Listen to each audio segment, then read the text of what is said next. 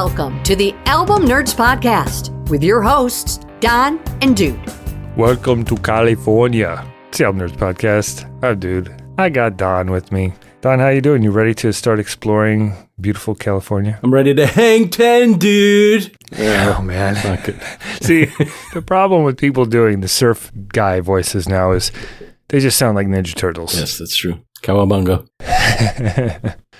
Okay, so this is, of course, the Album Nerds Podcast. We love albums and the album format. We find all kinds of silly ways to talk about them and hopefully delight our audience with some great recommendations. So we've got a great show for you this week. We're continuing on our Bands Across America summertime road trip. We're hitting California, focusing on Southern California this week. So we'll each bring an album from an artist or band from that area. Don's going to ask us the deepest of questions. We'll also have some shout outs to some other albums and album related items we're digging, new releases, etc. And then we'll get into what we'll be exploring on next week's episode. But this week, welcome to Southern California. Road trip! That's what I'm talking about! Southern California, renowned for its sun-drenched beaches, vibrant history, and iconic sites like the Hollywood sign and Santa Monica Pier, this region stands out as a hub of creativity and culture. Southern California's musical legacy is woven into the very fabric of its cities, home to legendary recording studios and innovative sounds that have influenced everything from surf rock to hip-hop. Whether you're visiting world-class attractions or simply enjoying the laid-back coastal vibe, Southern California welcomes you with a spirit that is both lively and unforgettable. I'm sold. Yeah, so there's an enormous list of artists. I mean, my first inclination was the Sunset Strip, like, 80s hair metal bands, like doing a Poison record or Rat or something like that. Didn't go that direction. But also, of course, the Beach Boys, Red Hot Chili Peppers, Dr. Dre, Snoop Dogg, I mean, all of NWA, No Doubt is from the area, Billie Eilish, Rage Against the Machine. I mean, we could go on. Those are just a handful of top-of-mind artists and bands. But The Doors. Of course, The Doors. I mean, I wanted to do that too, but we've done a lot of Doors on the show. All right, when we get moving here, we've got the albums queued up, the tank is full, and Southern California is ahead of us. Let's roll out with our cha-cha-cha choices. You choose me?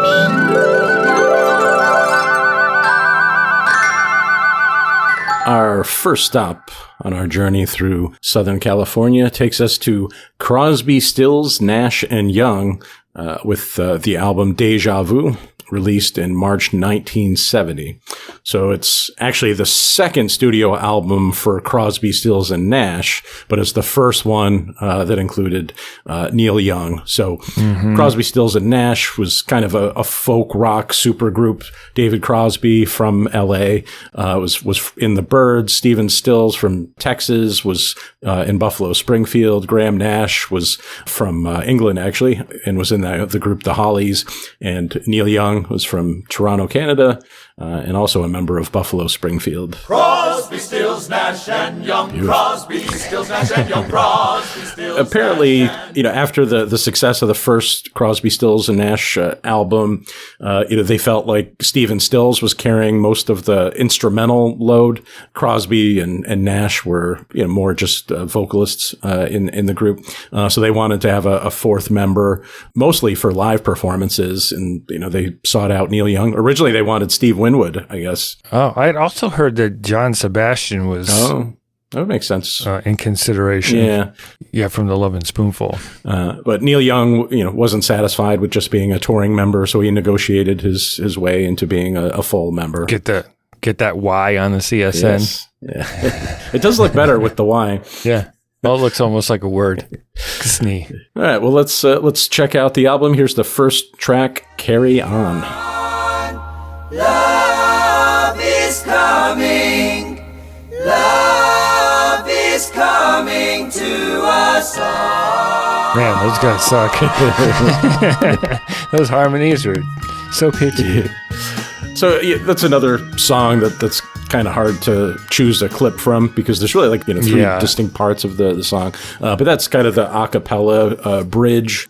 The song is written by Stephen Stills. Apparently, Graham Nash had said that they didn't really have a good opener for the album. They wanted to start big. So Stills had an unfinished song called Questions, which was from the Buffalo Springfield era. And he combined that with a jam session, I guess they did a few days before. The Questions part kind of deals with uncertainty, I think sort of bigger existential questions, but maybe also, questions about a relationship, themes of resilience and perseverance, strong opener, I think. Would the kids call that a mashup of Carry On and Questions? Yeah. Okay. Yeah, I mean, there's themes of unity in there too, but the dual guitars, the vocal layering, those groove shifts, it's kind of like prog folk. Yeah. Yes. This is definitely the first little sprinklings of ingredients for that Laurel Canyon sound. I think they helped define the baseline of what that Laurel Canyon 70s soft rock harmonies, like bands like America and stuff that came along that, like Horse with No Name is by America.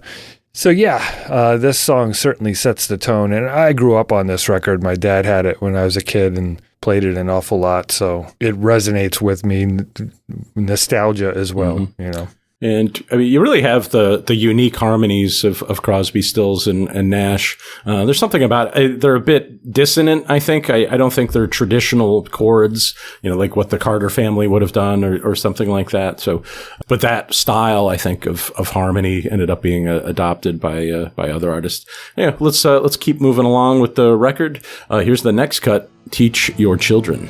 Teach your children well. Their father's hell did slowly go by. That song just makes me feel a certain way. I don't know. I don't, what does that mean? What's a certain way? Sort of. Okay, this is very important. This is a podcast, Don. And vagaries don't work for the audience. I don't know. I don't know if it's kind of a nostalgic feel or something, or kind of a warm feeling. It's just so pleasant sounding, particularly with the pedal steel guitar, which is actually Jerry Garcia from the Grateful Dead. So he's influencing the children to maybe become Deadheads someday. Yeah. Apparently, it seems like some sort of deal or negotiation, because this is right before the Dead did Working Men's Dead and American Beauty, and Crosby, Stills, and Nash promised to help the Grateful Dead with their harmonies. And if you listen to those two Dead records, you definitely hear that influence. Nice. Anyway, Teach Your Children was written by Graham Nash in 1968 with members of the Hollies, but they never put it out. I've never heard that version of it, but apparently it was kind of silly, sort of in that Henry VIII kind of style. I am Henry VIII, I am. Henry VIII, I am. Teach your children well, my friend. Yeah. Apparently it was Stephen Stills who got him to kind of transform it into a country and folk song.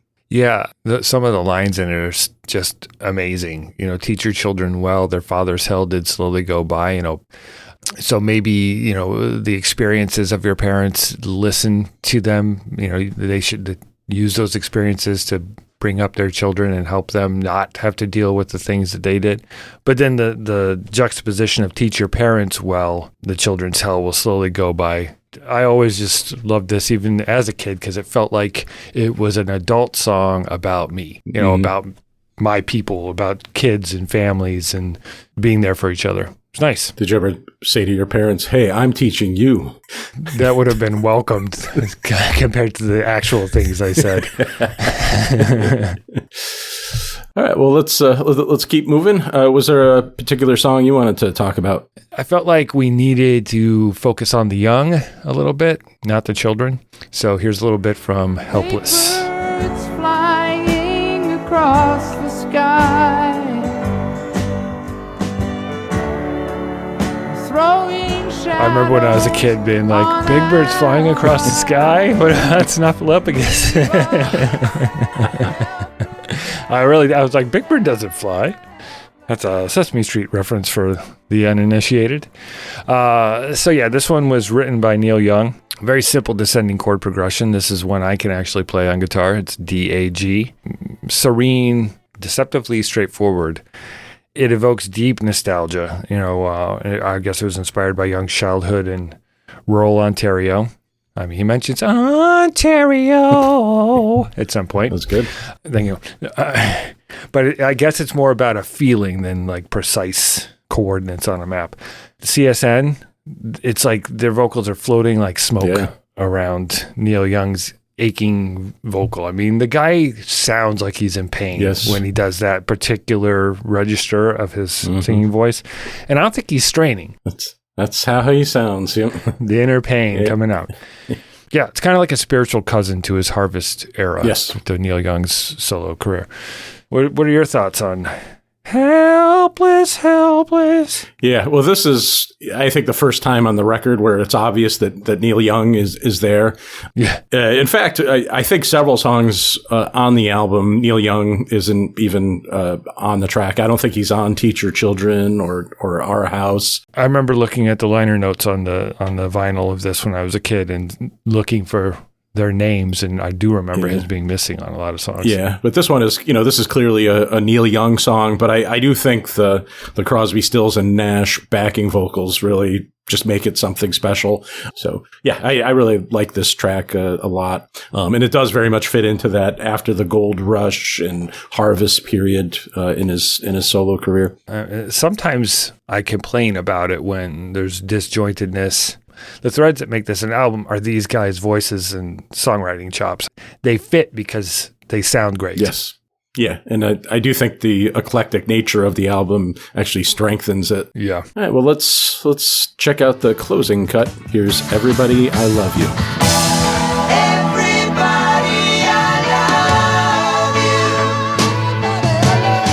I love Stills' soulful kind of Joe Cockery kind of voice, that he's able to throw in. That's when he's at his best. Like, he has his own tracks and featured moments, but when you can pick him out in those songs because of the uniqueness of what he brings vocally, I love that.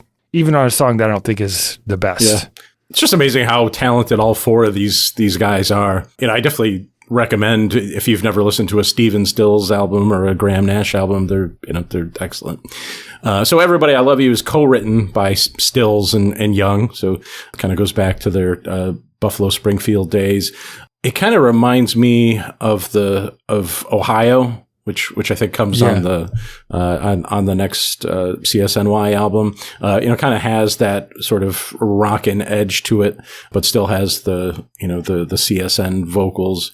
The lyrics, deal with themes of universal affection and encouragement and self-acceptance. Brotherhood. Yeah, there's a lot of that on this album, but well, it's kind of what these guys are. Yeah, a musical brotherhood. But it's not trite for some reason. It's not corny. Well, it was the time, man. There's just so much joy in the fact that they're making this music. Yeah, you can feel it. Like, it's not phoned in. It's not for label reasons. It's just creative freedom. And but I like this song. I feel like it's not the best closer, though. I would have preferred the song Our House as the closer because it's so sweet. Yeah.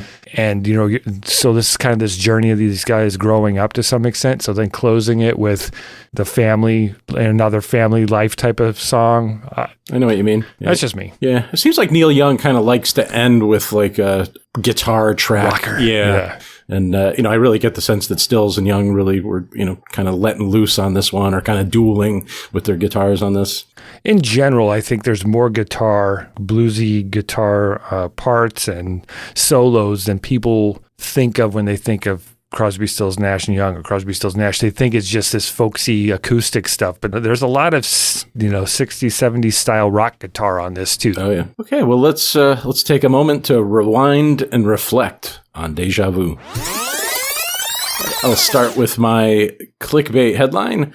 CSNY, teach your boomers and helpless friends to carry on into the 70s. Yeah, that was lame, just trying to throw a bunch of song titles in there.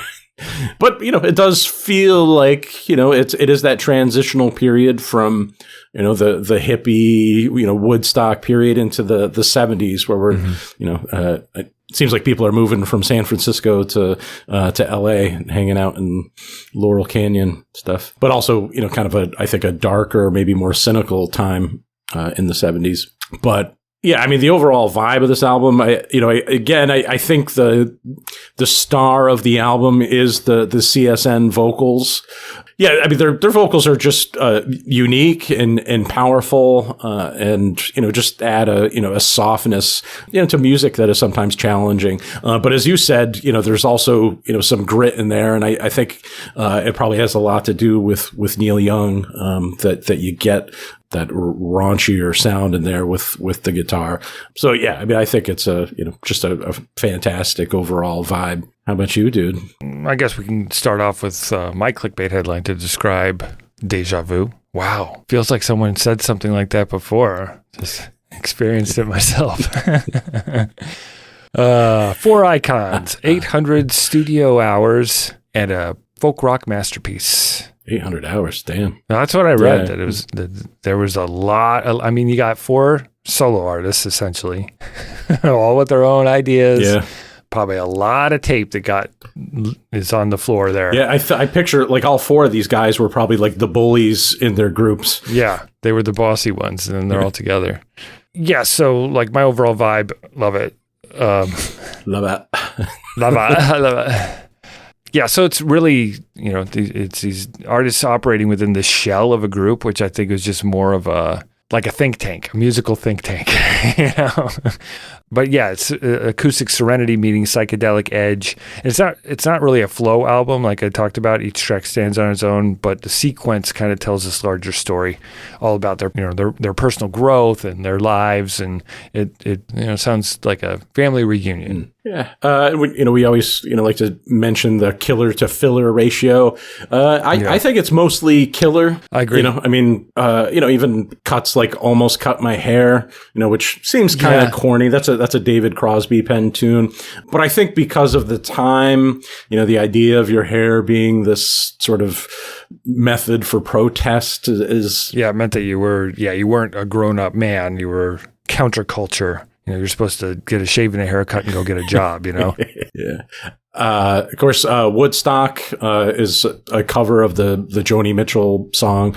Although it's weird to call it a cover because they were basically released in the same year as hers. Well, yeah, and wasn't Nash and weren't Nash and Joni Mitchell a couple? Yes. So kind of it's like, okay, we'll both do our versions. Yeah. And Nash, who also penned Our House, that was sort of inspired by, I guess, a domestic, sort of experience with Joni Mitchell. But I guess there's songs that maybe don't stand out so much, but I don't really like 4+20. Yeah, maybe. But even that, Neil Young's Country Girl. It's a 3-part suite. It's very ambitious.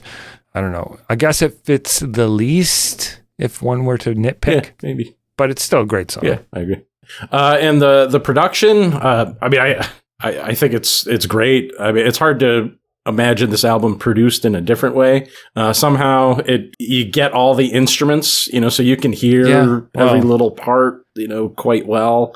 And they did this without like a boss producer. Right. They mainly did this themselves. So that's impressive that they, ended up with a pretty cohesive sonic experience. Yeah, I guess similar to what we talked about in North Carolina with James Taylor. It's like analog warmth. Mm-hmm. Like it's organic but not lo-fi, lush but never overdone. And the personalities and nuance comes out. So that's good production from my perspective. Yeah. I mean, I've listened to this hundreds of times in my life and I'll continue to do so.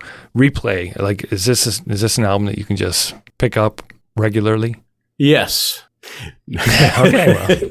I think, because each time you listen, you could, focus on the harmonies and, the unique chords that they're creating. You could focus on the instrumentation, the guitar. Right. And, as far as the legacy of this album, I mean, it's obviously huge. It also is kind of a time capsule of that Woodstock period, that 1969, 1970 period. Even looking at the album cover, it's got like the vinyl version anyway, had this textured photo album type of feel. And then the picture of the guys in black and white looks like an old timey family photo. Like, I think it's hinting at the photo album-esque, moments in the album where these songs are all pictures of different things like you would see in a family photo album. Yeah. I mean, when somebody says California sound, I tend to think of Beach Boys, Jan and Dean kind of stuff. I think of 80s heavy metal. Oh, that's right. So you kind of have this California sound as well. Mm-hmm.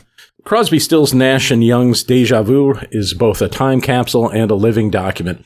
It's cohesive, filled with standouts, it's lovingly produced, and deeply influential both within and beyond its California roots. Check it out. Excuse me, I'd like to ask you a few questions. It's time again for Deep Questions by Don. All right, so, like we've done with all the wonderful areas we've been visiting on this summer road trip, let's explore some of the other cultural treasures from this area. So what other cool things came from SoCal, as we like to call it? Hollywood. Yes. I mean, the obvious thing is just Hollywood and movies and all that stuff. But skateboarding, the Z-Boys of Dogtown. You ever watched the movie Dogtown? I don't It's about think the so. origins of that, one of those first big kind of skateboarding teams. But I remember Gleaming the Cube. yeah, I remember that too. Yeah, Christian Slater. But like just skateboarding culture, the music, the I think that sort of pop punk stuff feels like it came hand in hand with that as skateboarding developed, and of course Tony Hawk. But Tony Hawk's Pro Skater, I remember playing that game on PlayStation, and that's the closest I ever came to successfully doing any skateboard tricks. I was terrible at it when I tried. How about you, Donnie boy? Well, I'm going to go right to the food this time. Me want food! Yes. So Glenn Bell opened the first Taco Bell. I had no idea that there was a Bell in the name. Really? Yeah, it's weird. Oh, okay. Good thing his last name wasn't Toilet, Nice. because it makes you poop. Yes.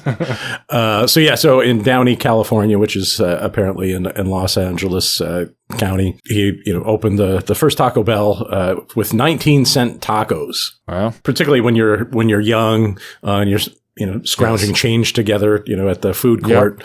Taco Bell was the cheapest option. Well, and your body's indestructible. Yeah, that's so true. You can eat 12 of those things and suffer no consequences. One thing I kind of respect about Taco Bell is that they don't pretend to really be authentically Mexican. No. It's actually not even ground beef. It's Chihuahua meat, I believe. No quiero Taco Bell. Wow, it's we might get a defamation suit for that one. Man, it would take a lot of Chihuahuas. They're not very meaty. Yeah, but it's such an Americanized fast food version of I guess real Mexican tacos. Yeah, it's like Panda Express for Chinese food. All right. Well, what's your favorite thing about Southern California? Let us know on our social media, like Instagram and Facebook at Album Nerds.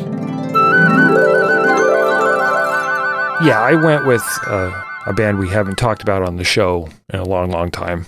Yeah. And Don and I have never discussed. One of my favorites from the 90s, Stone Temple Pilots, formed in San Diego in 1989 as Mighty Joe Young originally, changed their name and became one of the most commercially successful rock acts of the 90s. Fronted by Scott Weiland, with the DeLeo brothers, Dean on guitar, Robert on bass, and drummer Eric Kretz. We're going to be focusing on their debut album, Core, released in 1992. It achieved massive commercial success despite initial poor reviews and accusations of copying Pearl Jam and grunge, even though they were formed years before that stuff started breaking. Produced by Brendan O'Brien, who did work with Pearl Jam and a bunch of other acts during this time. Reached number 3 on Billboard 200, went 8 times platinum, several hit singles, won an MTV VMA, and like I said, they were initially criticized for sounding like other alternative bands. Such an eye-rolly thing. It's just so rude. The album is now considered a seminal alternative rock release and remains their most successful album. It's probably their heaviest and darkest, blending 70s hard rock with alternative and metal, influenced by Pink Floyd, the Rolling Stones, the Beatles, Metallica, Led Zeppelin. I hear all those things. And why don't we jump in with the opening track, and pretty heavy opening track, Dead and Bloated.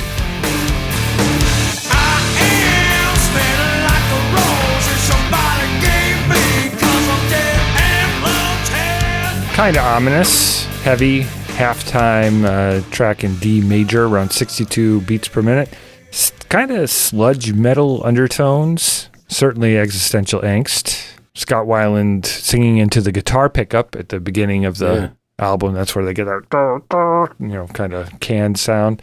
Distorted megaphone-like thing. I think he used megaphones in live performances to do those portions. Makes it eerie and intense. Dean's tone on the guitar is like a blend of clean and overdriven amps. But Scott's lyrics are stream of consciousness, aimed at creating mood and texture rather than conveying a concrete story, which for me at the time was kind of a break from all the overthinking with bands like Pearl Jam. It was more like Nirvana, whereas strokes of words that might take your mind in different directions. Yeah, somehow, even though they're less grounded in reality or something, the lyrics somehow they're like more accessible. Yeah, there seems like there's a backstory to every Eddie Vedder song, and these just seem more transparent, even though they're less specific or something. Kind of like poetry, maybe more like The Doors in that way, where it's a series of images and lines. Some of them are kind of like dead and bloated, birthday deathbed. But it explores themes of decay and existential dread and emotional stagnation. I'm smelling like the rose that somebody gave me on my birthday deathbed. Like, that just sounds like he's having a bad day. It's still very poetic. Yes, it is. And I think that's what I appreciated about it. At this time, I was one of those open mic night poetry reading douchebags. Yeah. Well, I was a douchebag. I can't. The rest of them were talented poets, but I was a poser.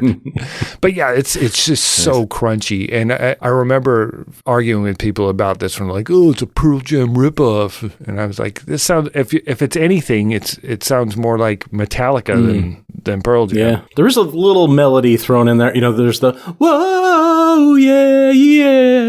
Yeah. But again, like, I feel I've come of age. When she peaks, I start to run. Like, it's a really strong track. Yeah. It was challenging to pick another song. There's so many that I love on this record. But for the sake of talking about one of the biggest, probably their biggest songs on the album, let's listen to a little bit of Creep. Bob's got a gun. Think you're company.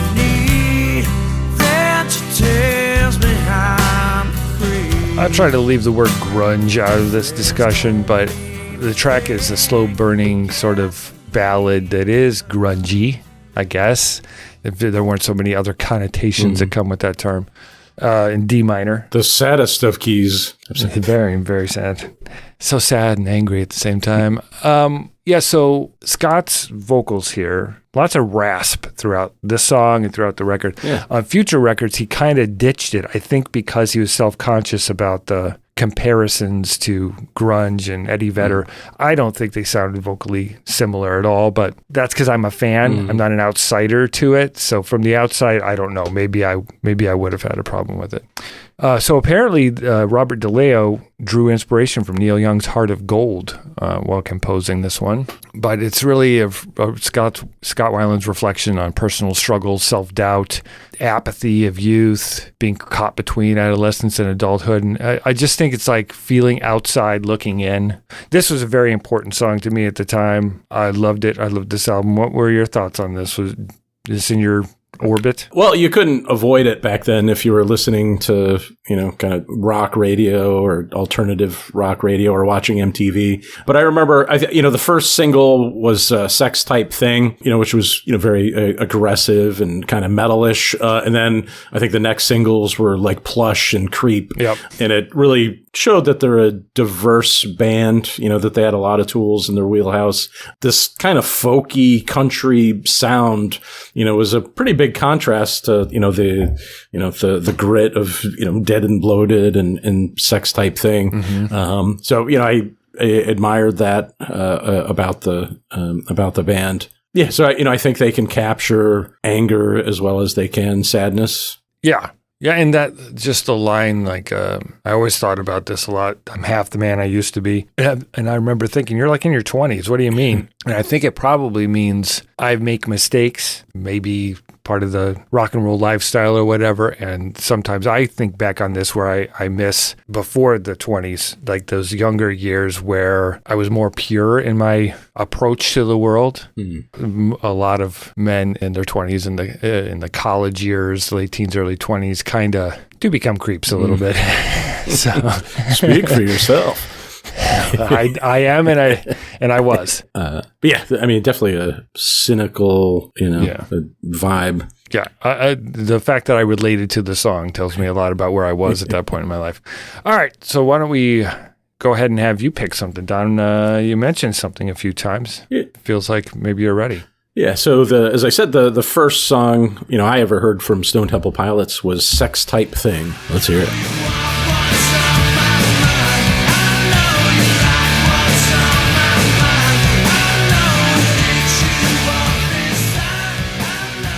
Yeah, that little riff there is kind of Metallica-ish. It's almost Enter Sandman.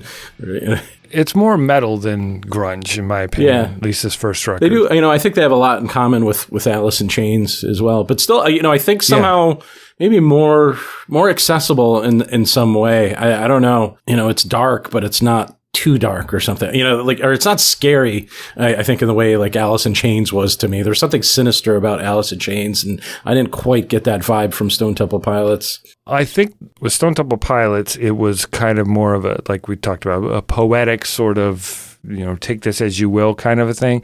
And with Alice in Chains, there were specific references to addiction and real darkness in Lane Staley's life in particular. Sometimes, like, I'd be listening to Alice in Chains, rocking along, I'd hear a lyric, I'm like, oh, ouch, that's horrible. So, yeah, that doesn't happen so much with this one. Although this song does have some dark subject matter. Yeah, so it's, this track is written by Dean DeLeo, Eric Kretz, and Scott Weiland, but it's from the first person perspective of an aggressor in like a sexual violence situation, which made it controversial because, people end up thinking that, since it's first person, that they're, that it's Stone Temple Pilots being the aggressor or glorifying this, this way of, That seems kind of dumb that someone would actually, but parent groups and whatever, I could see getting. I mean, the first time I heard it, I knew it was like a commentary on toxic masculinity and being too, men being pushy sexually, no means no kind of, one no isn't enough, that kind of thing. Yeah, and I mean, it should have been pretty clear to people because you even have like that typical victim blaming language, like the shouldn't have worn that dress. So I mean, it was pretty clearly a commentary on it. And apparently it was, Scott Weiland was inspired by, a woman he was dating who, had, been a victim of sexual assault.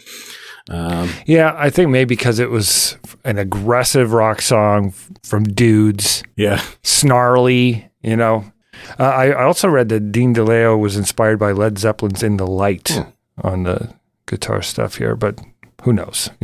People say things in interviews.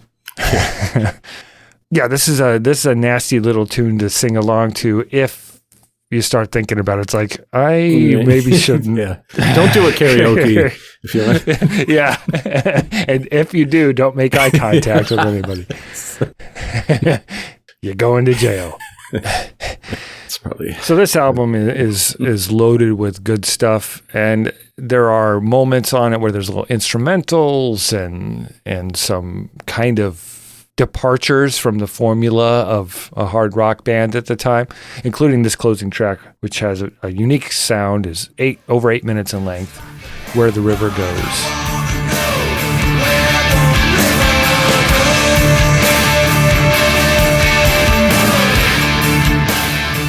So this one was written by Scott Weiland and Dean DeLeo. I guess this was introduced early in Scott's time with the band. It explores more existential yearning and spiritual searching, but some questions like I want to know what the rent's like in heaven. I want to know where the river goes. Probably like the river Styx, like kind of like afterlife, like what happens after we die. A desire to transcend pain and discover, meaning on your soul's journey. But the soaring riffs, the kind of mirror Weiland's emotional tone. Lots of instrumentation and atmospheric dynamics that kind of sound like the river's flow. But yeah, meaning of life.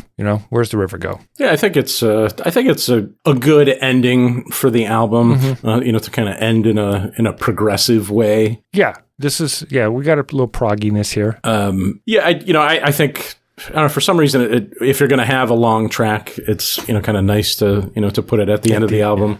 Yeah. I agree. But yeah, I think it, you got all the hits sort of, packed in the middle of the album and, kind of challenge your audience a bit at the end. Yeah, I'm not that familiar with the STP catalog, but I would have been interested in, hearing them kind of do more progressive things like this. Yeah, and their second and third, they certainly progressed their sound, but probably more, at least on the second one, in a glam rock way, and then on the third, a little bit of that flavor as well, but art rock stuff, a little more Bowie-ish, kind of psychedelia too. Yeah. They start getting critical acclaim on albums after this one. So yeah, we've discussed 4 solid tracks here on Core. I think it's time that we rewind and reflect on the album as a whole and figure out how we feel about it. All right, so overall, I like it a lot. I'll describe it briefly with my clickbait headline. Core, good God, y'all, what is it good for? An absolutely awesome 90s rock record, that's what. Wow, good one. So obviously, I like this one. Listening to it this week over and over again was a pleasure. I had to get the CD out because it just sounds so much better than, I have it on vinyl too, but it sounds so much better than the compressed, streaming service stuff. I love it. It's full of great songs and good vibes, even though it can be a little nasty. How you feel about this thing overall? Well, I'll do my clickbait headline. Oh, when I feel Core still resonates today. That's terrible. I mean, at least get the rhyme scheme right. Yeah, I kind of phoned that one in. I just wanted to do a and I feel. Oh, okay. Or you could have just, and I feel it. You could have done that part. Yes, that's true. I do feel this album, and I probably didn't back then because I was, I was kind of a dick. And you weren't a dick. You were just I was into other things wrapped up in The Cure and all that stuff. Yeah, we all had our teams. I think that we were, supporting. But yeah, I mean, definitely in hindsight, this is good stuff. I guess what I like most about it, I think, is just the balance of aggression and like poetry and accessibility. Somehow it all just it works, and it's not a shocker that it was such a big hit because I think it's so easy to be drawn into these songs. It stands on its own. Forget about Seattle grunge; it didn't need it, right? And it's smart. It's especially coming out of the metal era where it was all about chicks and partying. There's a lot going on here, and the band's great. The arrangements, the guitars, like it all sound. It's unique. It's inspired by classic rock, but completely their own. The tracks, obviously, things like Plush, Sex Type Thing, Creep, Dead and Bloated, Wicked Garden. Everybody knows those. But tracks like Cracker Man, love that. I don't know what it's about, but I love that song. The instrumental bridge, No Memory, is cool. It's a nice break. I like it too. Wet My Bed, that spoken word, weird poetry vibe. I liked it at the time just because it made it like a artsy record somehow to me.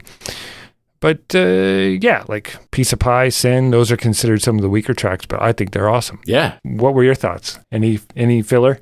No, I like Wet My Bed, and I always like instrumental bridges in the middle of albums.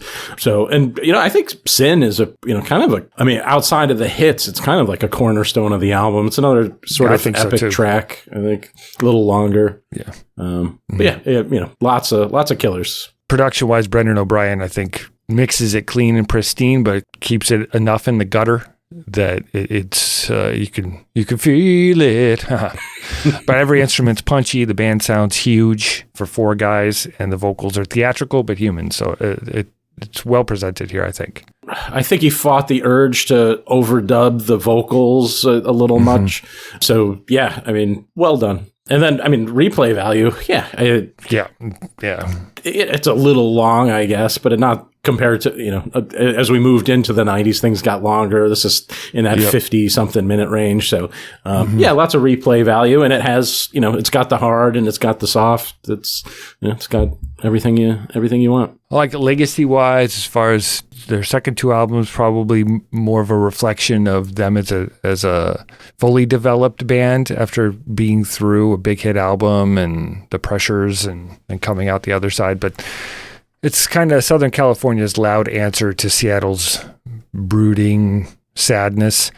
But they fused glam, grit, and alt-rock and made a uniquely Hollywood mutation of 90s hard rock alternative that stands the test of time as far as I'm concerned. That's a good point. Because they were, even though they weren't from Seattle, they were lumped into that, scene. And, maybe the difference in the sound or something is that it's from LA. Maybe it just has a little more of the glam or something. Maybe there's just a little more of the rock. Yeah. And maybe just a little sunshine, a little more sunshine to make it more palatable. Yeah. I'm glad we finally got to talk about this one. Me too. So Stone Temple Pilots' core reshaped 90s rock by fusing classic metal, grit, glam hooks, and alt-rock aggression into something all its own. Check it out. Can you dig it? Can you dig it? Can you dig it? Well, I imagine we've both been rollerblading along, with our Walkman, listening to these albums. And I'm wearing nothing but a thong. Yeah. And my rollerblades. Well, while you were doing that, did you have an opportunity to dig anything from anywhere else? Yes, indeed, I did. Brent Cobb, country artist that I love. Go check out Shine On Rainy Day. Any relation to Dave Cobb? Indeed, they're cousins. So Brent Cobb and the Fixins, his band, put out sort of a southern rock album called Ain't Rocked in a While. July 11th, 2025, it came out. Sort of a shift into that gritty southern rock sound. Recorded live with his touring band in studio. Standout tracks include Bad Feelin', Power Man, Take Your Meds, and Till Dawn. Why don't we listen to a little bit of the title track, Ain't Rocked in a While. I've never heard him rock at all. So, although some of the more recent albums have leaned a little more into this. Unless rocking is the old euphemism for, sexual intercourse. Well, I don't even know where to go with that. Speaking of sexual intercourse... Well, instead of having intercourse, you could have outer course. Well, thanks for ruining it, Don. You're welcome. I can't listen to this anymore. All right. Additionally, I like to pick something from my vinyl collection. I recently acquired, and this is thanks to our discussions maybe a month or two ago on our the butt rock battle, on our Record Rumbles series where we did the butt rock behemoths and Creed. Happened upon a copy of My Own Prison on vinyl, 2022 reissue. And I picked it up. Might as well get these guys in the collection. I think I might have the CD for Human Clay, but Florida-formed post-grunge band Creed, founded in 93 by Scott Stapp, Mark Tremonti, Brian Marshall, and Scott Phillips, rose to fame on this record, which cost them $6,000 in recording fees that they scraped together song by song, hour by hour, and sold 6 million copies. Let's listen to a little bit of the title track, My Own Prison.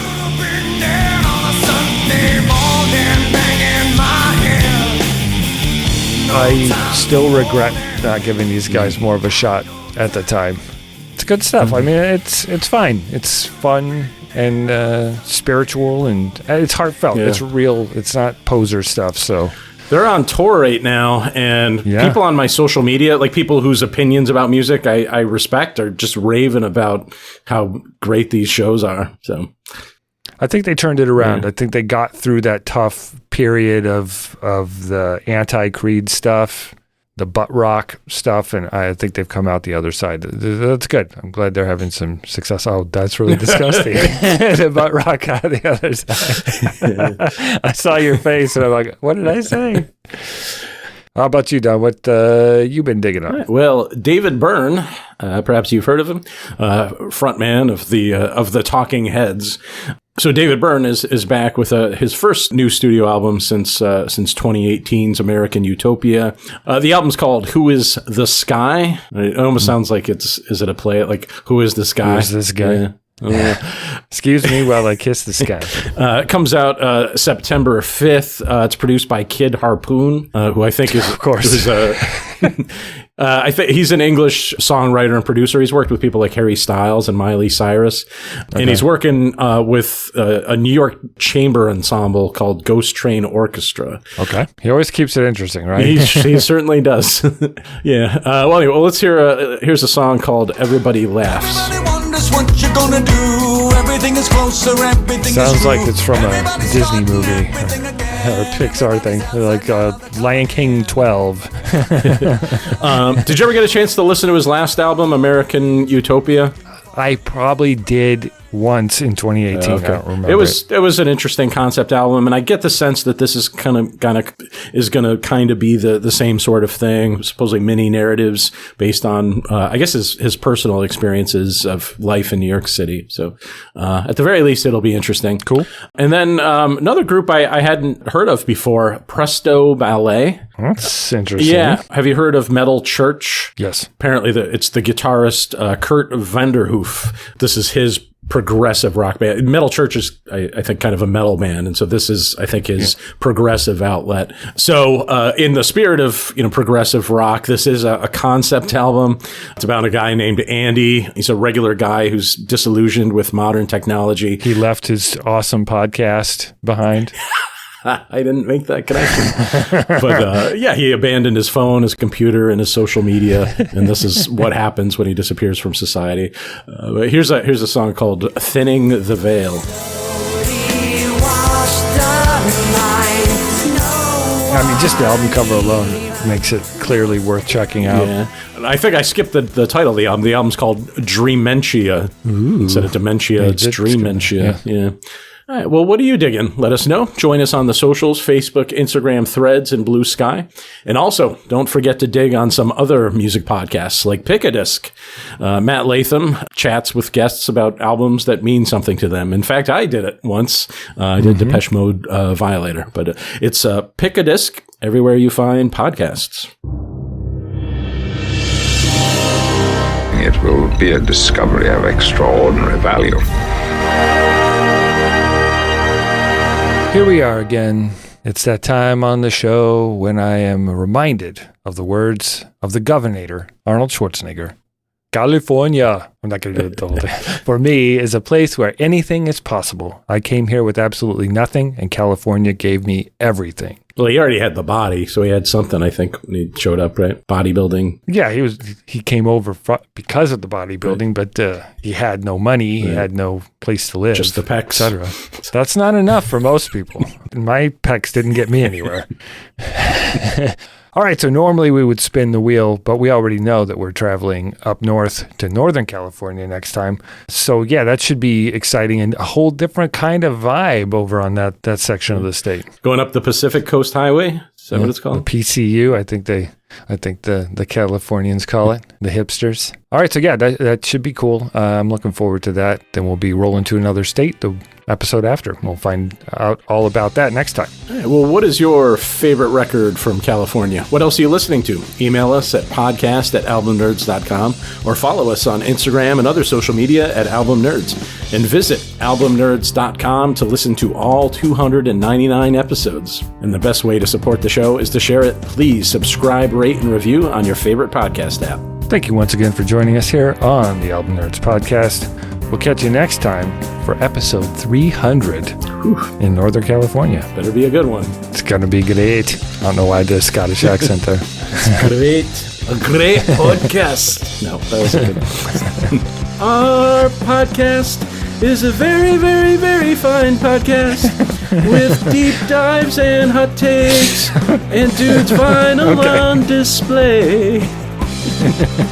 The lyrics weren't as bad as ChatGPT usually does for you, so appreciate that. I gave it better cues. All right, we'll see you in Northern California.